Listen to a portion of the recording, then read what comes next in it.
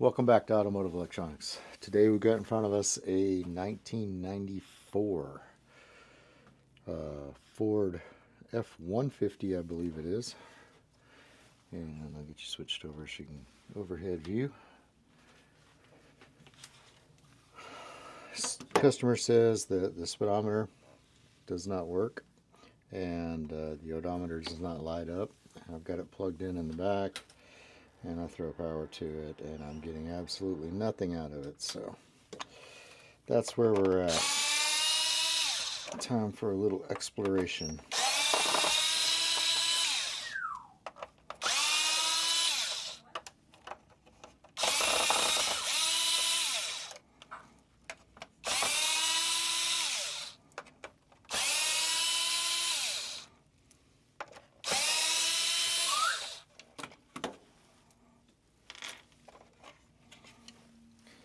Alright, these clusters have a independent sections. So if you look in the back here, we've got an independent plug for the speedometer.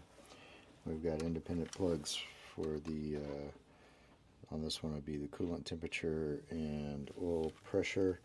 And then we've got an independent plug over here for the, well, I say these are independent. This side and this side. The speedometer is truly independent, but the lighting on the speedometer comes from these two plugs over here, but that's okay. The speedometer itself, functionality, is an independent plug. Alright, and the battery gauge and the gas gauge over here. I believe the only thing that's going back and forth between these two sections is just lighting and maybe a warning light or two. Alright, the way these things come apart is they just lift out. So you just kind of pry up on them from the edge. They'll lift out. They're seated in these little things in here. And you want to take the side sections out. And then the middle section, once it's unplugged in the back, will be free to remove. The speedometer and odometer section doesn't have the little plugs in the center. It's just it just stays seated in there, just like so. All right, I'm gonna get rid of that. He's not complaining of any abnormalities with his other gauges, just this one.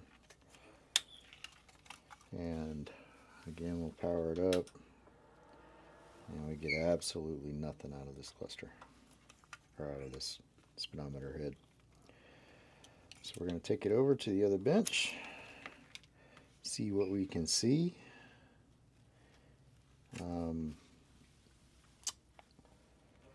Really, there's no point in taking the whole thing. We'll just take the board. So take this board off. Remove this cable that goes to the odometer. That just slides up, and then you'll be able to pull that cable out of its housing. Alright, and then you've got, I believe, if I remember right, that was a T10 or something. That's a 20. Here's my little one. Yeah.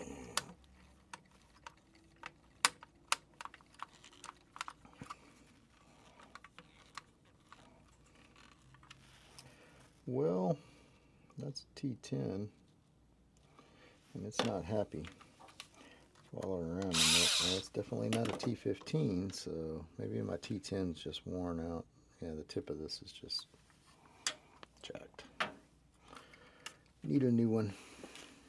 Luckily, it's a Craftsman, so just go exchange that. Get us a T10.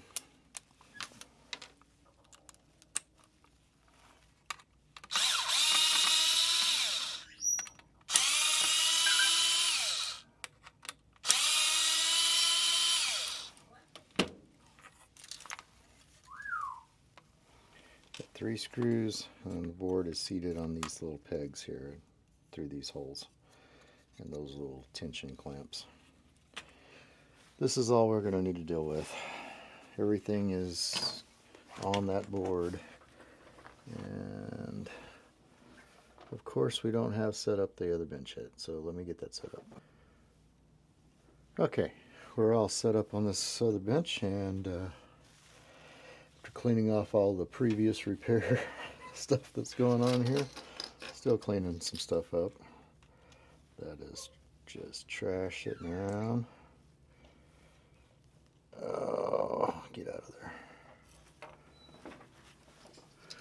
Throw that stuff away so we got a little bit of cleaner workspace. The area we're concerned with is right in here. I've already taken a little sneak peek, and I'll show you what has gone wrong, but this capacitor will start to leak. They're pretty notorious for that. And what else do I know about this board specifically? EEPROM information is located in this chip here. It is a really basic file inside there that, but it does hold like your rear end ratio and things like that. The shift points will change if you have the wrong file in here. So if you go to switch this board out, best practice is either read this file out of here and copy that over to the new board that you're going to put in, or just take this chip completely off and swap it over to the other board. It's not a real hard chip to take off. There's 8 pins, and you just desolder those if you're familiar with that process. We're going to go over that in a minute when we get this capacitor out of here. I think the only thing wrong with this one is probably this capacitor. And I'll show you under the microscope here exactly why I believe that. I'll get the right camera going and open up the aperture for it. Alright, the reason I believe that, as you can see here, make sure you're focused. You can see this capacitor, this sits in there with this side is this side up, okay? That side is up that way. So as it sits in here, this capacitor right here starts to leak, and it has run down and corroded everything along the way. You can see where it gets all drippy. It's still got like fluid down in this area here. See that? It's just, that eats away at all those traces.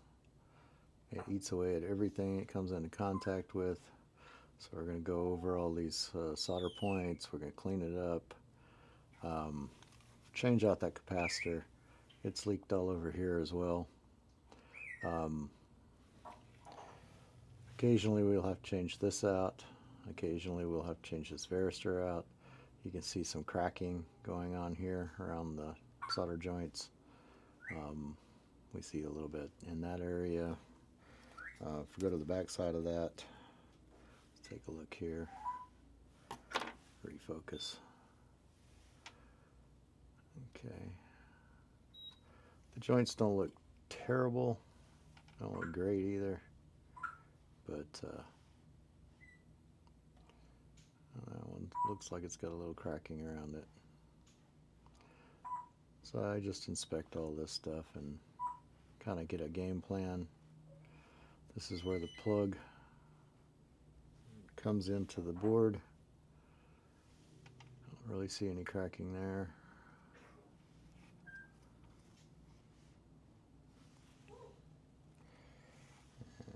Occasionally down here on this display pins we'll see some evidence of solder cracks, but these don't look bad.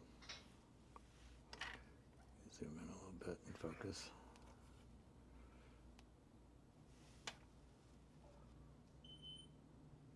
I'm sitting here talking all low again, so we're looking for solder cracks. Got a bad habit of talking real low, sitting here by myself, so it's like I'm talking to myself. Got to get out of that habit. You guys can always turn your TV up or whatever it is, but still, that's my fault.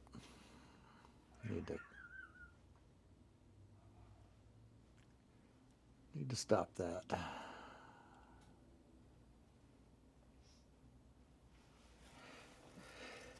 Alright, so we're going to get busy. First thing I'm going to do is get this capacitor out of there.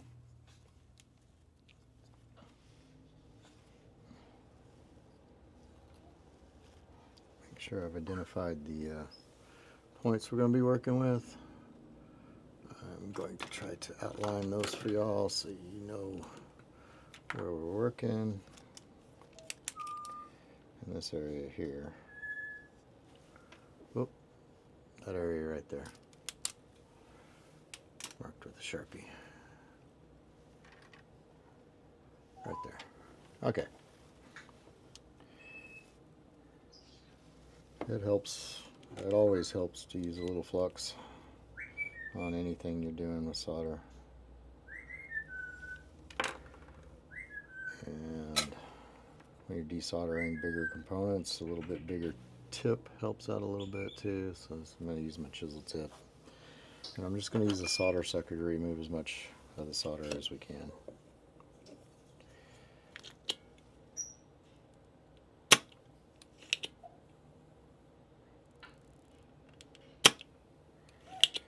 These usually aren't that hard to get out. What you can do is reach around the other side of the board and give a little downward pressure, heat up that joint, and just start pulling it away. Sometimes they bend the legs on these things when they put them in, so you'll see why they do that in a minute, because we'll do the same thing.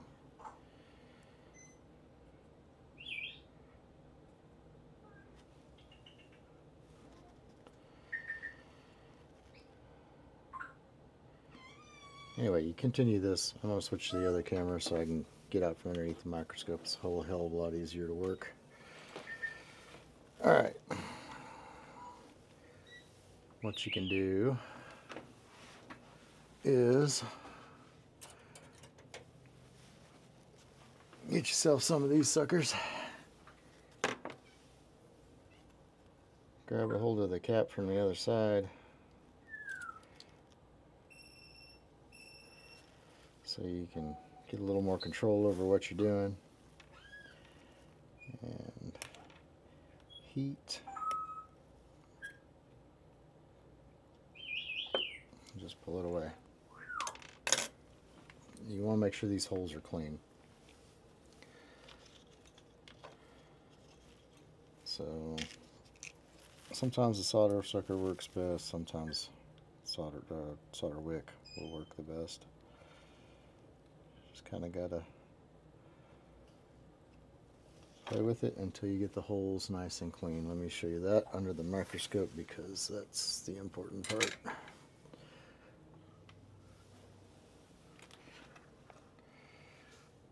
Alright, where are we?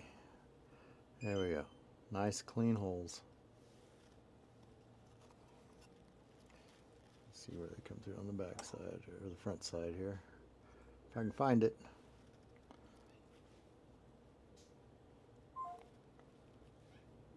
Alright, some landmarks and I can find it. So the holes are clear. Good enough to get something through there. You see my finger wiggling underneath it. Alright, now we got to clean.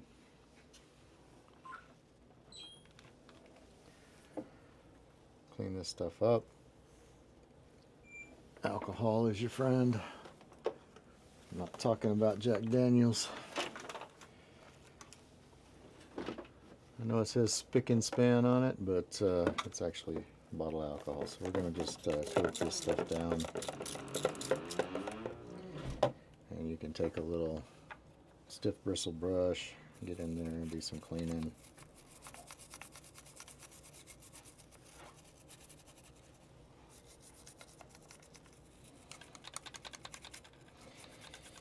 Get all that stuff off of there you can so you can see what you got left to work with.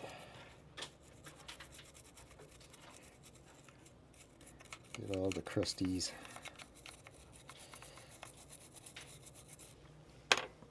You can use all this 99% alcohol you want. It's not going to hurt anything on the board.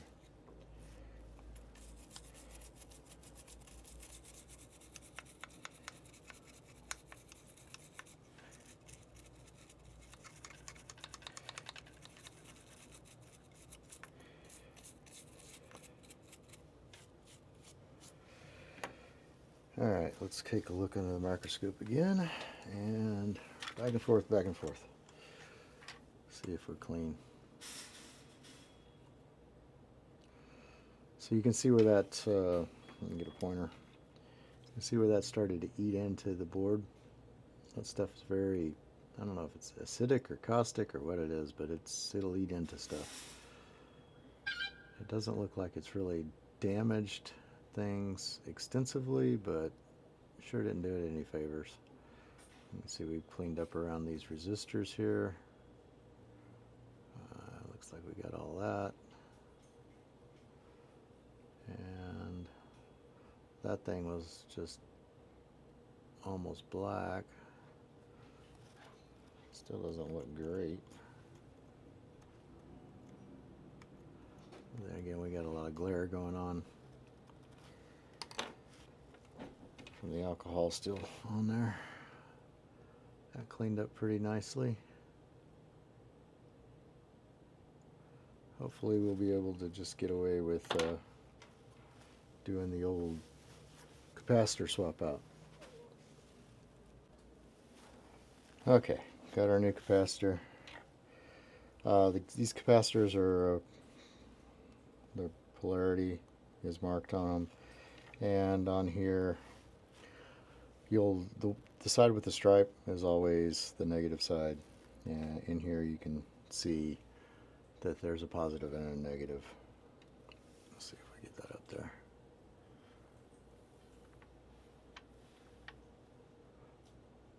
And they're marked on this one. Some of them they aren't, so it's a good thing to take note before you take them out. That slides right in because our holes are nice and clean. We'll bend these over just a touch, the legs, so that it holds itself in place. And at that point, all it needs is a little touch of solder and a trim job.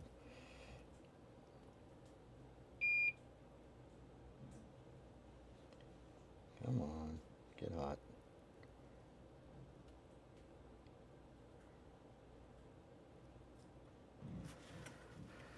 Alright, got your legs soldered on there. And where's my little nippers?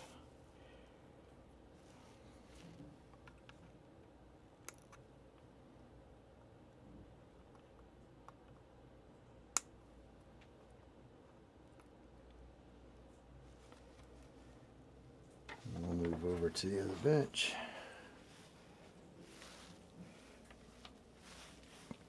I should be able to tell pretty quickly whether we've got function or not.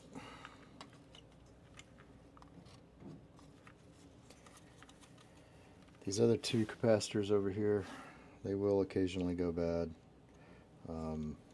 Not very frequently, but occasionally they will go bad. And one of them is a non-polar capacitor, meaning it'll work in either direction. So let's see if we get some action now. Oh, plug it in the right hole. And we still have absolutely nothing. Which is not surprising on these clusters. They can be a bit finicky. So we'll press around a little bit. I'm going to have a finger on the needle so I can feel when it gives a little tension. If it comes back to life, poking around.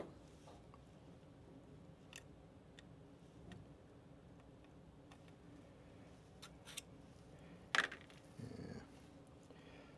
So we'll get busy reflowing some stuff. We may have to replace a varistor and etc.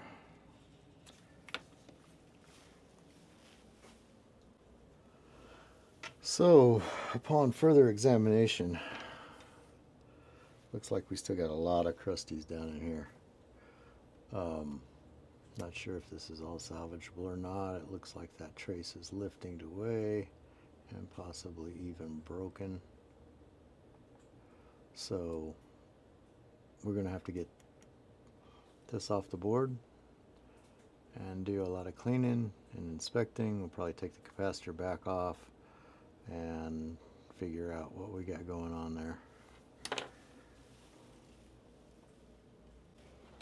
Alright, now on the bigger overhead view, this is the component that we're going to need to remove. We're going to take the capacitor back out. By the way, that was a 100 microfarad 35 volt, if I remember correctly. Don't think I mentioned that, but that is indeed what it is.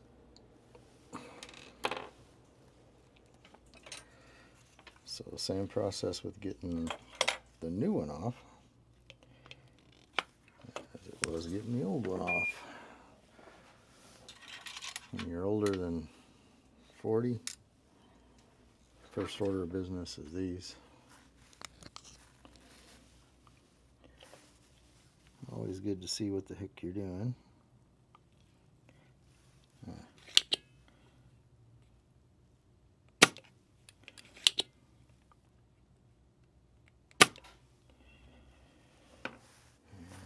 Get our things, because a whole lot easier to grab a hold of that when you got this on the other side. We'll grab a hold of that so we can put a little pressure on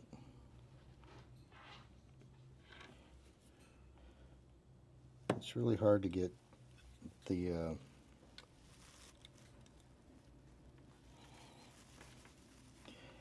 so we bent those pins probably more so than the original.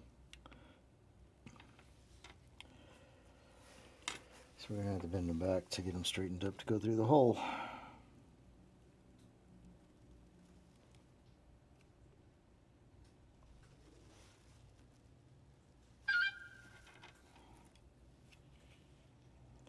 The only purpose in bending these pins is so that it holds itself in place while you solder.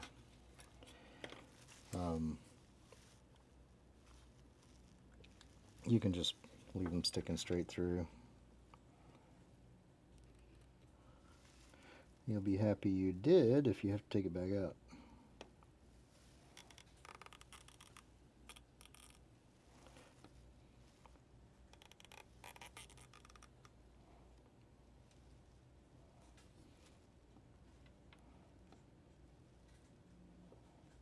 Come on. And the shorter you cut the legs, the harder it is to get back out. Oh, we got a customer out back. We'll be right back.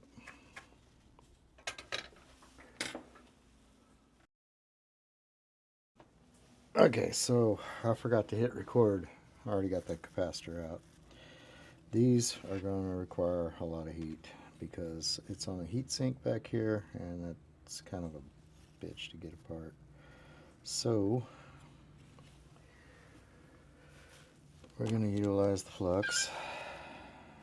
We may even have to use a little low melt solder here in order to get these pins out and the solder removed.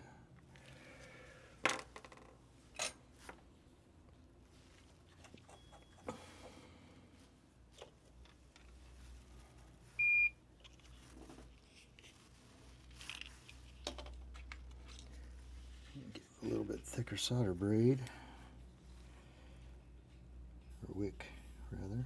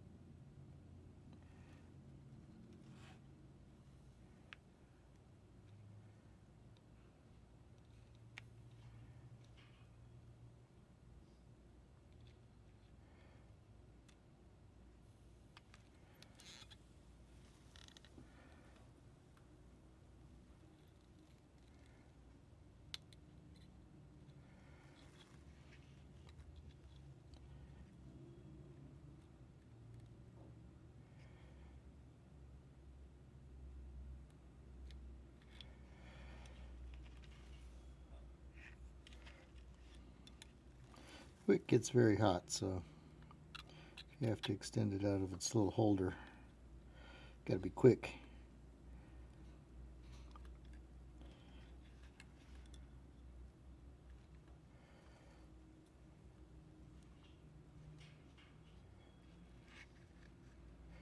Either that or hold it down with your soldering iron and pull on the little holder. That helps out too.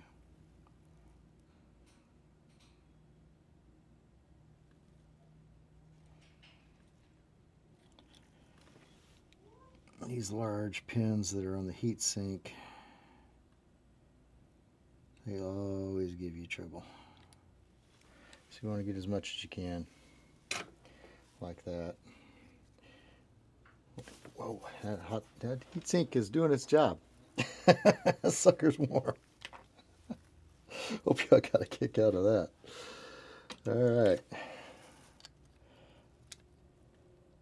Alright, so we're trying to turn loose here.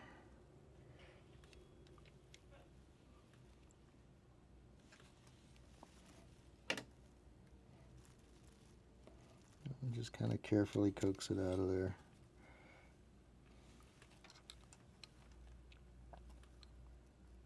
Try not to damage the circuitry underneath.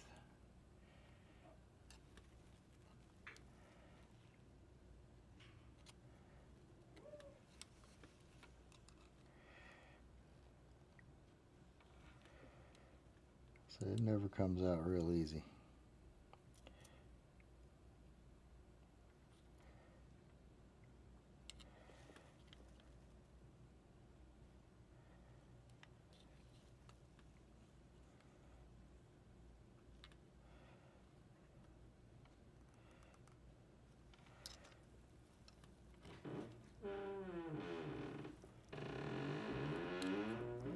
I am not putting a whole lot of pressure on this. Did you get it? Yep.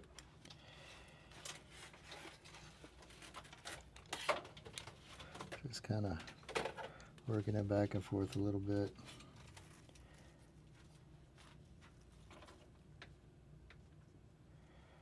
Able to kind of get a hold of it now.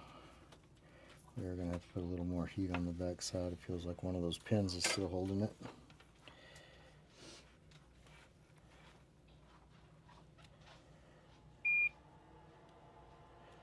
There we go.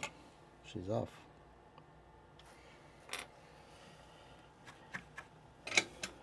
Alright, now let's look under the microscope. Switch our camera up. See what we can see. Yeah, still got a lot of crusties there. So, focus. Okay, stand by. I'm over there, so I can help you. Hey, Ryan. take them out. Take them off a speakerphone. Pick the handset up. That way I can keep going. Hold on a second. Can you repeat that? Could you repeat that? Sorry.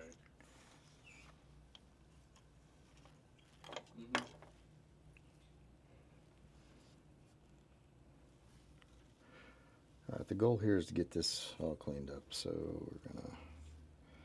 How are we gonna approach this? Let's start with a little alcohol and see what happens.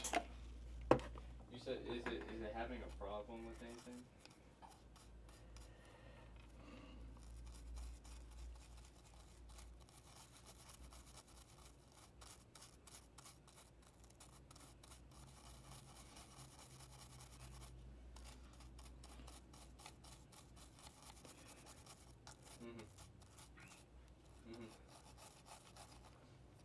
Did you get the exact same cluster?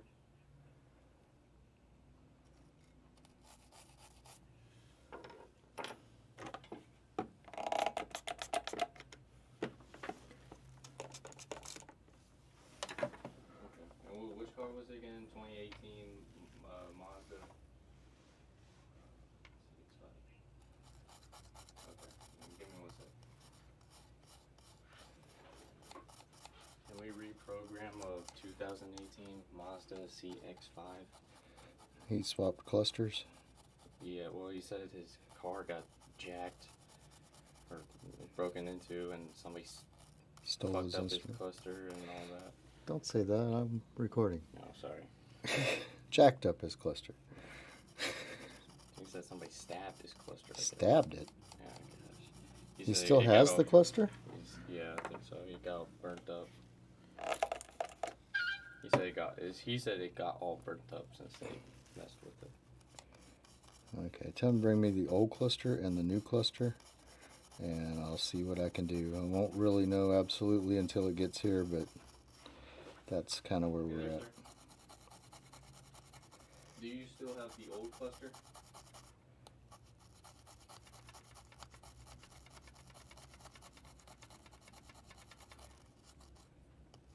Would it still work if the old cluster is like completely destroyed?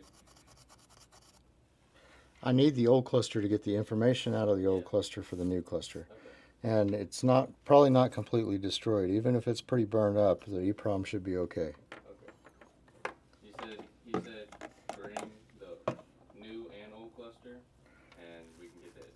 We'll try to get the information off of the old one onto the new one and reprogram it.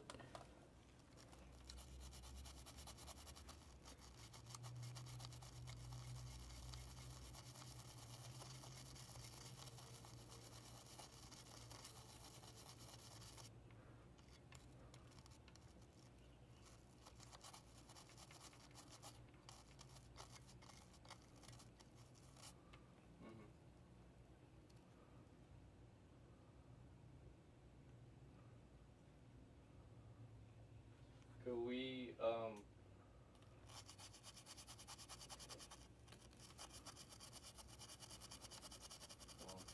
well, you just gotta bring it by and let us look at it first, and then we can figure out what you need to do and all that kind of stuff. So, and if we could fix it first, then I mean we can get you all solved. So.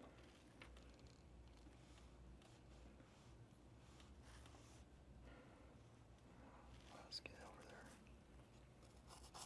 What did they damage the back of it where you would plug it into the?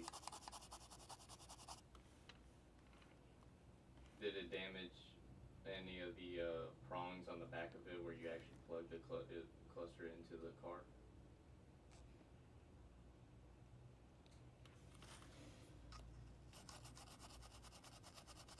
Yeah.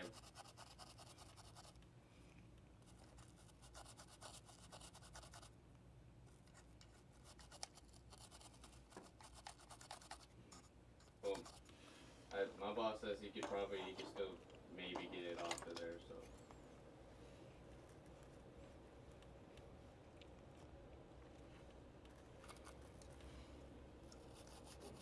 I believe so. Can we program his old one if we can't copy it from the, or can we program his new one if we can't copy it from the old one? With you're looking for like just the miles, right? Correcting the miles, basically.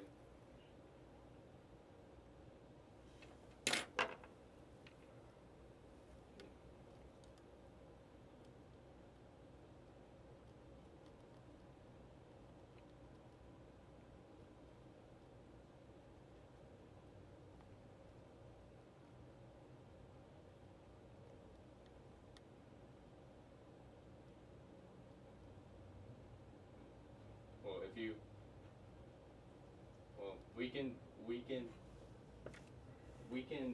change the your miles back to what they originally were, even if I believe even without the old cluster transferring today. Hang on, I gotta go talk to this guy. Let me. Yeah, I know. Some people don't like to take yes for an answer. So, you get what you get.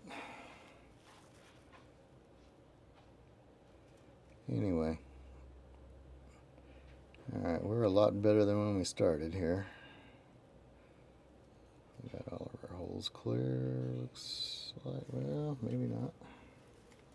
Take a look from the other side, see if we got all of our holes clear.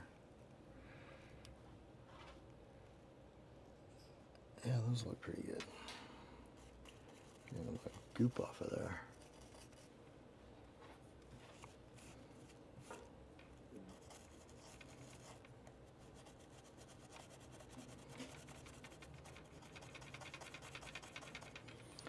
As you can see, those capacitors exploding tend to cause a few issues. Where was that goopy stuff at? There's somewhere up here. That is not flux, that is capacitor residue.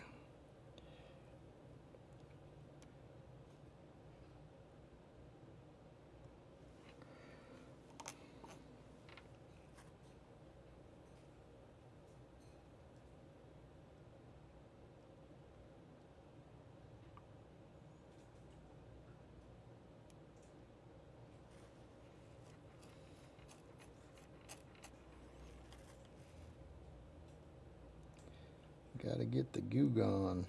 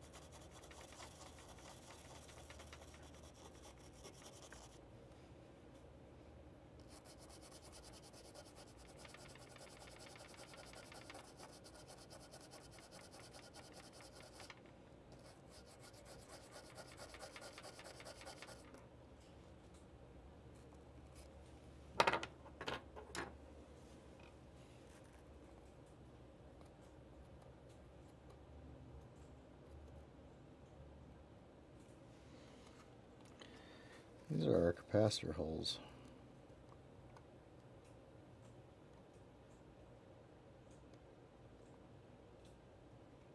So this one needs to be here.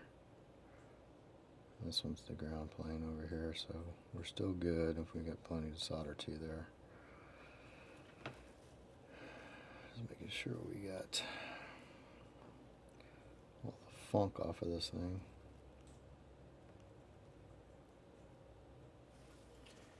Alright.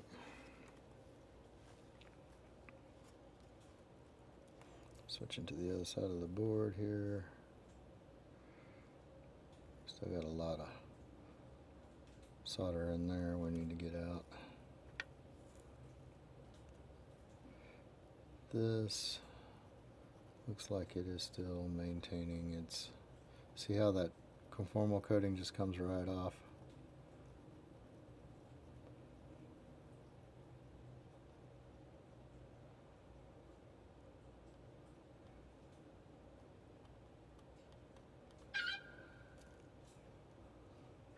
So it doesn't look like this thing makes connection on this side of the board,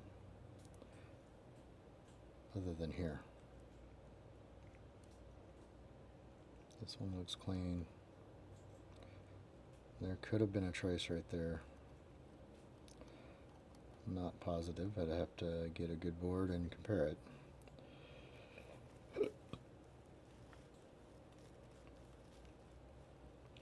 Just so happens I've got a ton of these, so this video is probably getting long, but it's going to be a pretty good example. Okay, went and got us another board. So, the question I had, is there any connection there? Which it shouldn't be, because that is just the heat sink where it goes through, and it should just be an anchor point. The three in the middle are the ones we're concerned with. Okay, and I only see this one connecting on this side to this component over here. And then if you follow it, it connects to a driver. Alright, what it's supposed to look like on a board without these kind of issues. Is that right there? Nice and clean.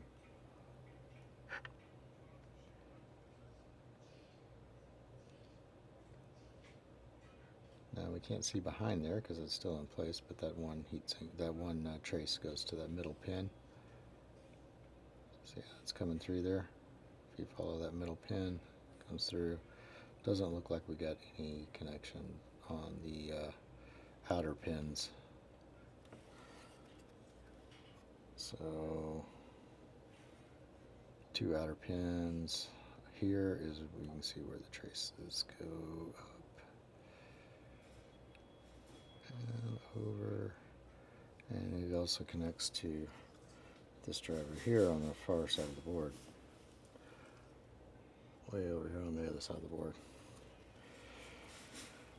Alright, so I think resoldering that should get us back where we need to be. If nothing else, we just cleaned up a big ass mess. So I don't believe this area here, all as bad as it, where are you on the camera? This area here, let's go ahead and lay you down and focus you right. Alright, this area here, as bad as it looks, even though it's turning loose, I think is insignificant to this whole situation. As long as we've got it clean. See how it's turning loose quite a bit.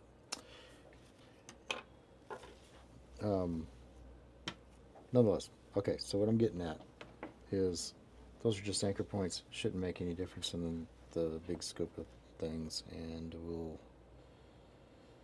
while we got everything off of here, I'm going to go ahead and reflow all this area so that it's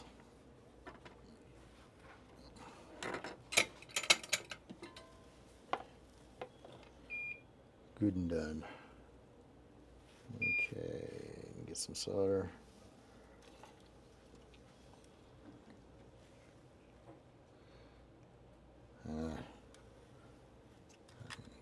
If I can't see, you can't see, so I definitely can't see. Alright, so we're going to reflow this.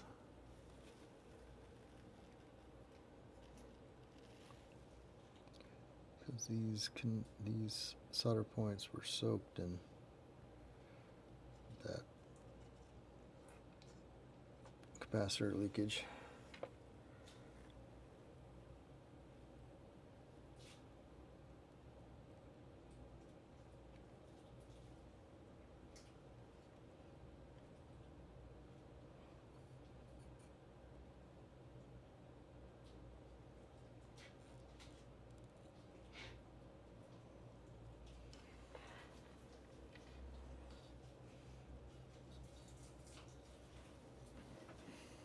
Got a bad angle going on.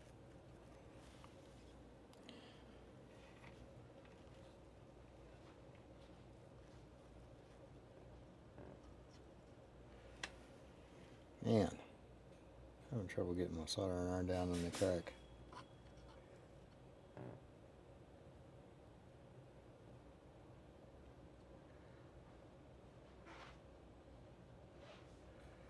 That's certainly not going to win any cosmetic awards, but oh well. Let's get over here and these resistors.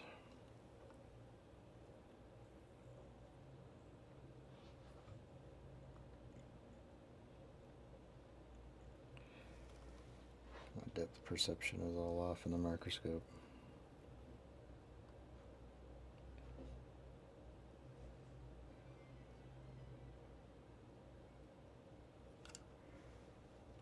All of these resistors are the ones that were bathed in that solution that was coming out of the bad cap.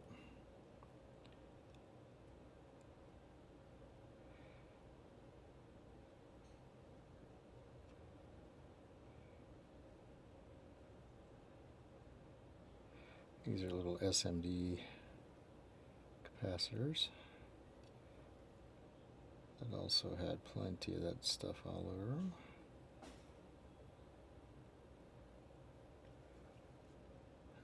One more of these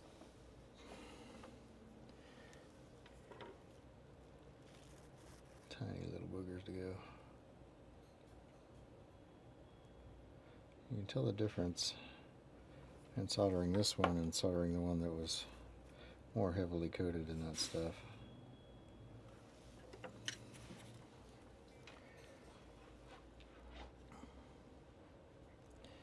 I'm going to go ahead and reflow these as well, as they took a beating.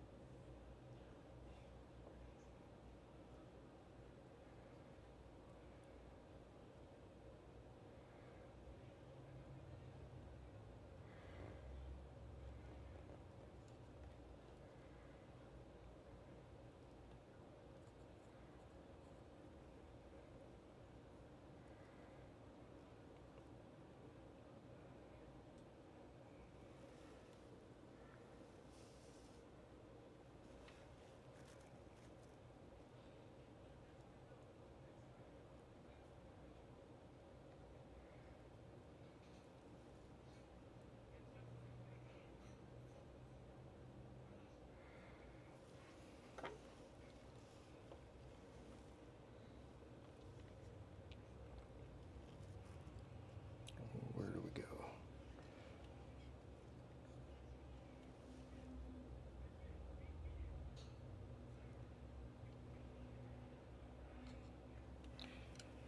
All right.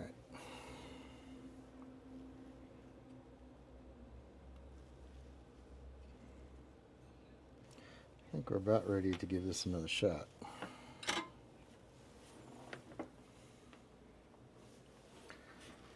this out of the way. Straighten up our pins a little bit.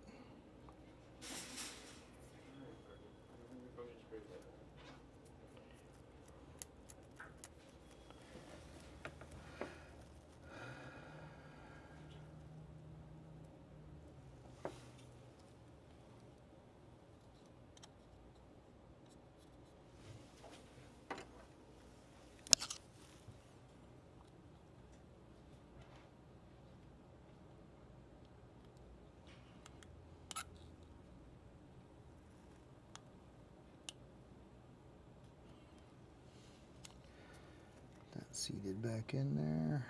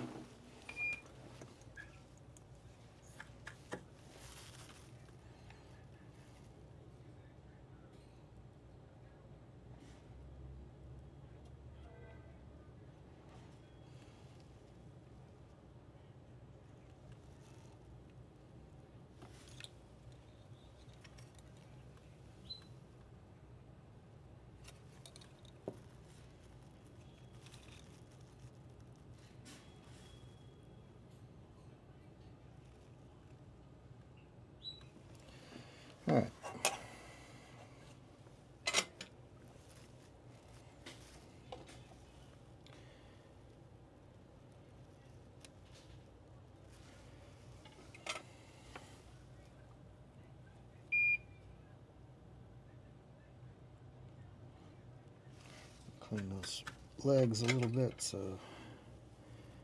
hopefully it'll slide right back in.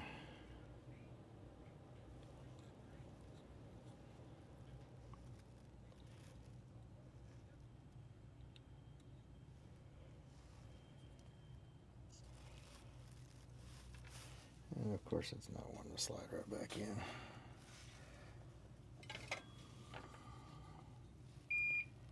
But it will with a little influence.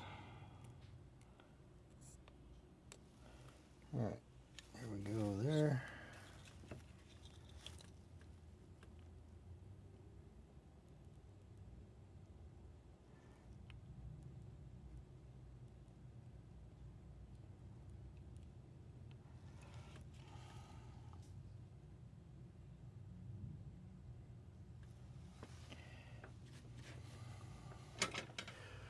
Do a couple checks here.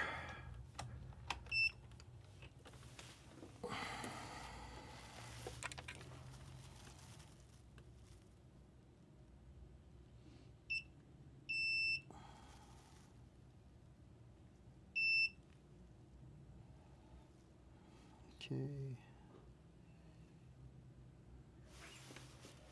This one, if I remember correctly, yeah, that's just the heat sink.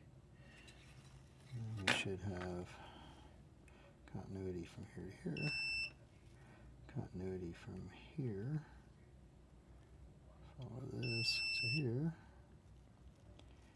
and then, well, yeah, we don't have any damage on that trace from there to there, so,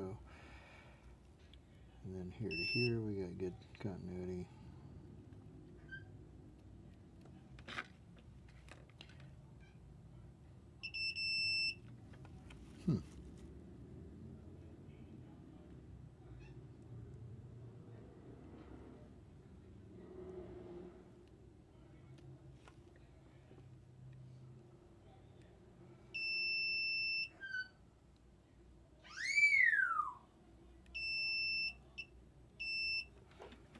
Okay.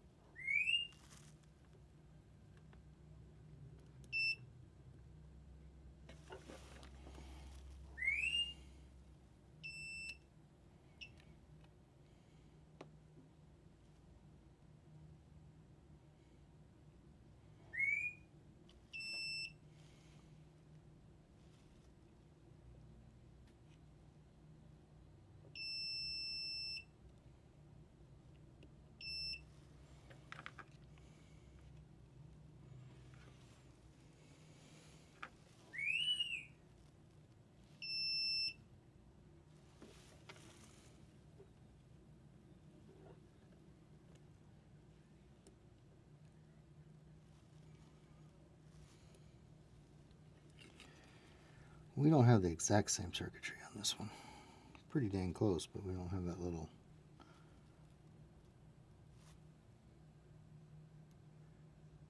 we don't have that little via running through here.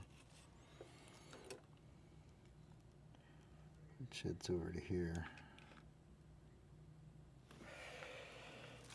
Alright. Well, let's see what we got.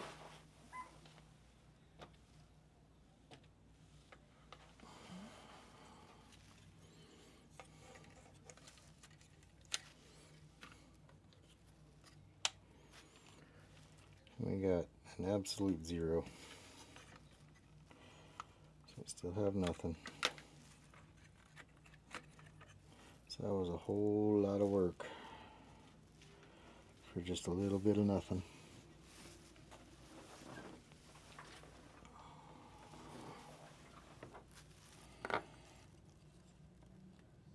Cleaner, looking better, but definitely not functional.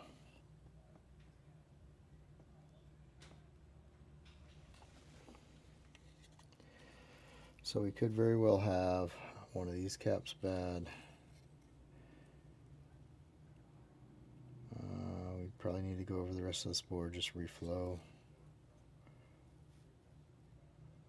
let's knock that out. Instead of talking about it, let's get to work. Takes longer to talk about it than it does to do it.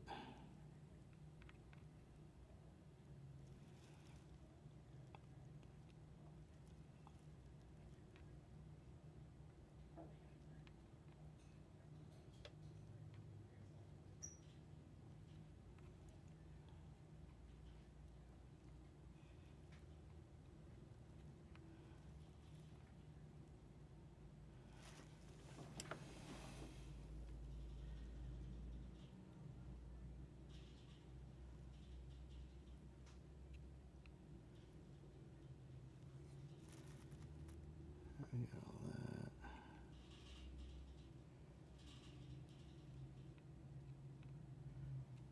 What happened there? Jeez.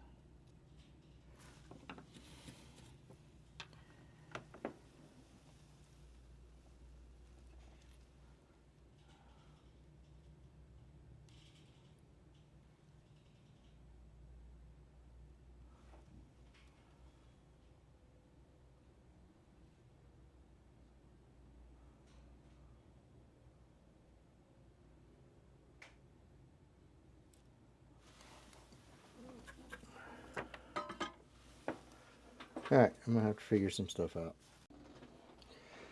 Okay, it's time to get to the middle of this crap. Because I have a few of these that I need to get to the bottom of and fix.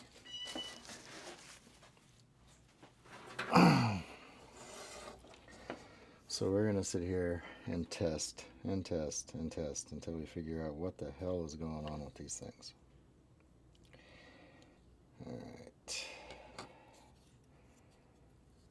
And I gotta get some glasses on so I can see again.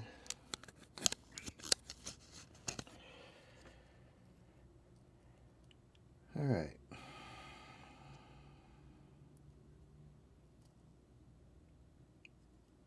This is the one we're trying to fix. If you'll notice on the back here, there's a difference in these two boards. Alright, and most of these are like this one. I had never noticed, but I did find one like that one. This one works. At this point, normally what I would do is transfer the file from this one, oh no, from this one to this one, just, or swap the chip or whatever. So that's why I have so many of those boards. I've done this quite often because typically the juice just isn't worth the squeeze. But now I'm getting determined, so we're gonna figure this crap out.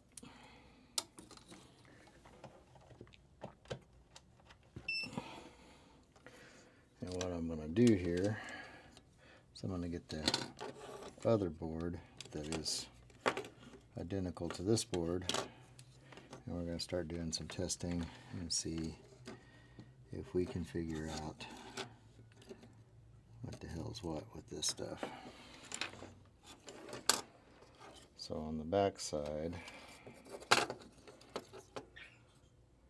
this is our bad board on my left. Good, well, I don't know that this is a good board or not, but it's one we can test against. So if I go to diode mode, we want to test this problem child here.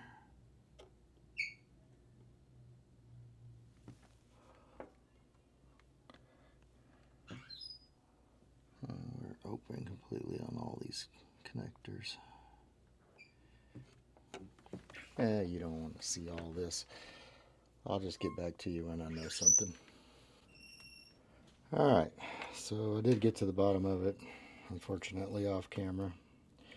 So, well, we'll just leave this together. this diode right here.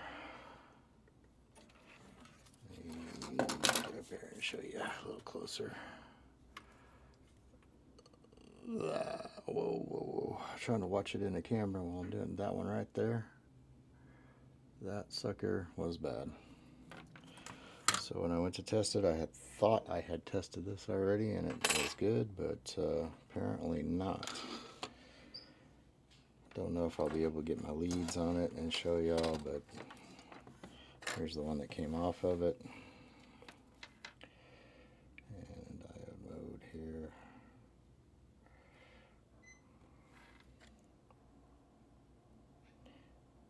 It's open. And it is open.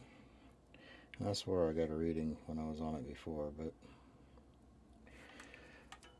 that was indeed the problem with this. Well, one of the many problems with this one. So as you can see,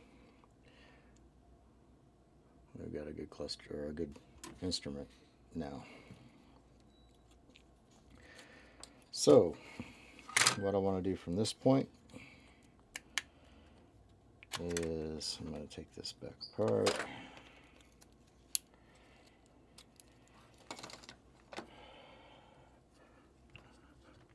I don't know if you can see down in there very well. Let me get my little pointer, something to point with. And down in here, you can see that conformal coating is all shit down in there because it was all eaten away by that capacitor that leaked. So we need to get some gunk in there and fix that.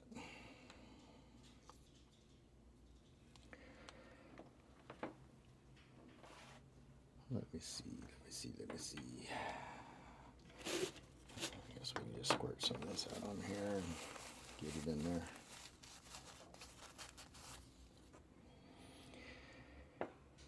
Do believe I'm talking low again.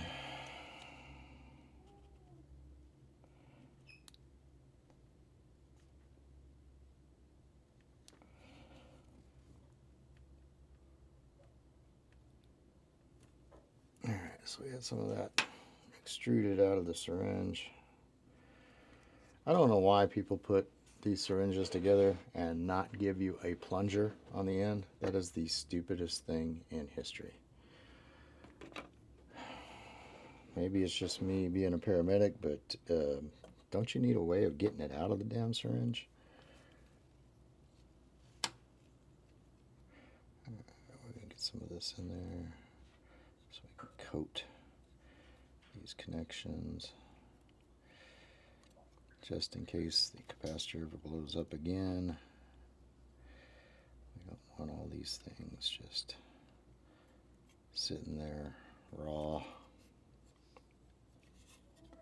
dogging it.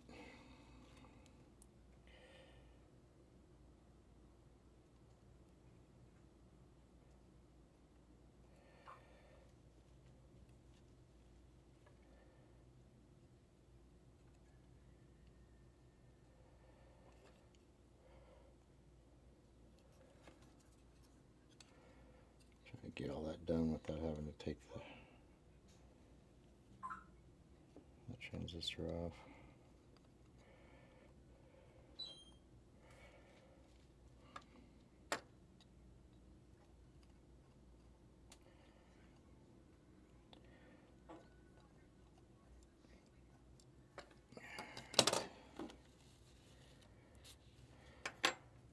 And we'll get to curing all of that with our UV light.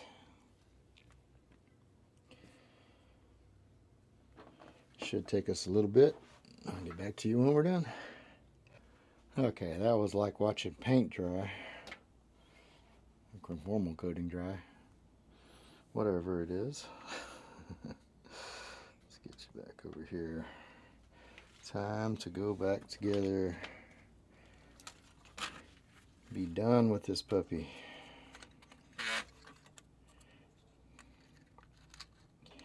So this ribbon cable, you slide this little slide up, just want to push the ribbon cable down in there, and then that slide goes back down and tensions the ribbon cable in place. Should see just a little bit of a black strip right there on the top, not much of one. We'll get our T10 set up. I believe it was. That's a T15.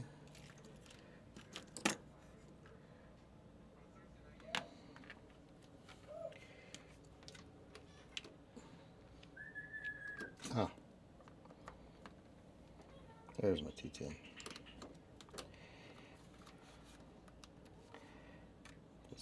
Put that down in there. There are no light bulbs involved in this area.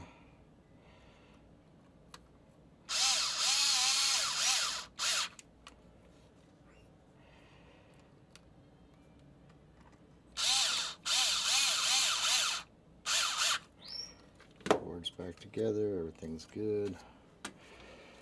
Now what we're going to do is we are going to grab our back housing here, and we're going to test light bulbs.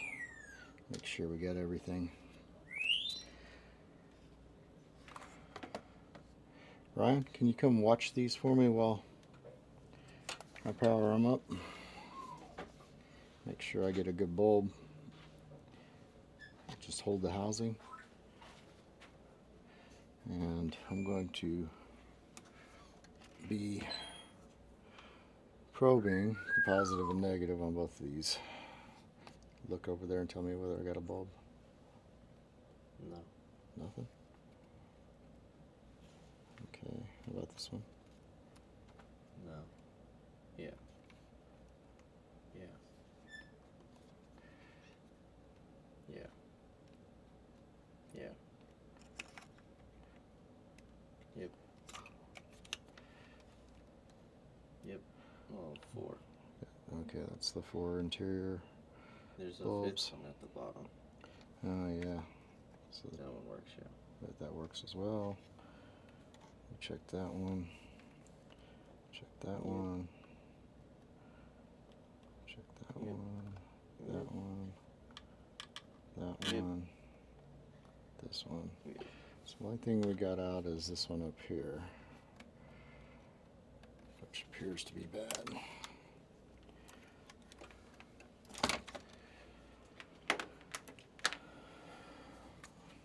Alright, so that's as easy as pulling the bulb out.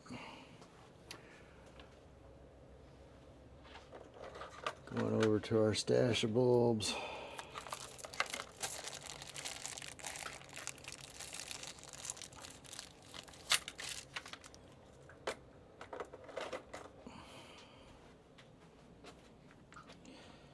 Stick it back in the socket.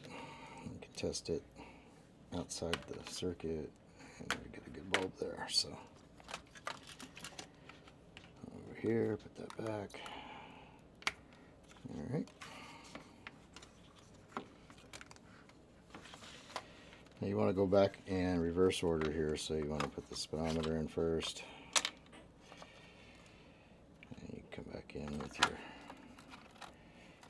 other gauges. And they just slot inside there, everything lines up. Put your lens back on. You can do all the cleaning you want on these prior to putting them back together.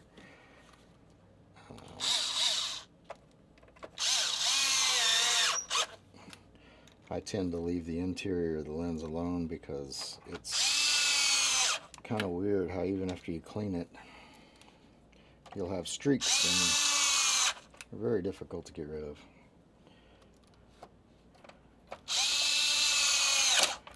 And apparently a T10 will work on a T15 as long as you get a nice new bit.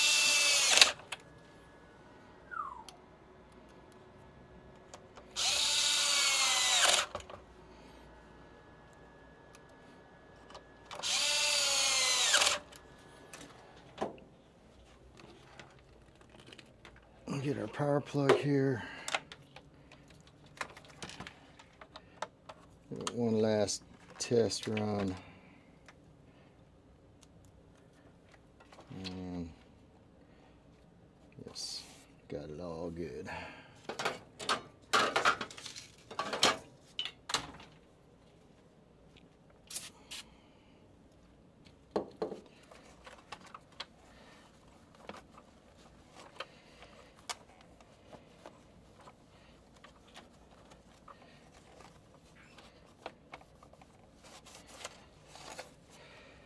One more Ford. Saved. Seems like that's all we do is save these Fords lately. Here's this put in the out file for Napa.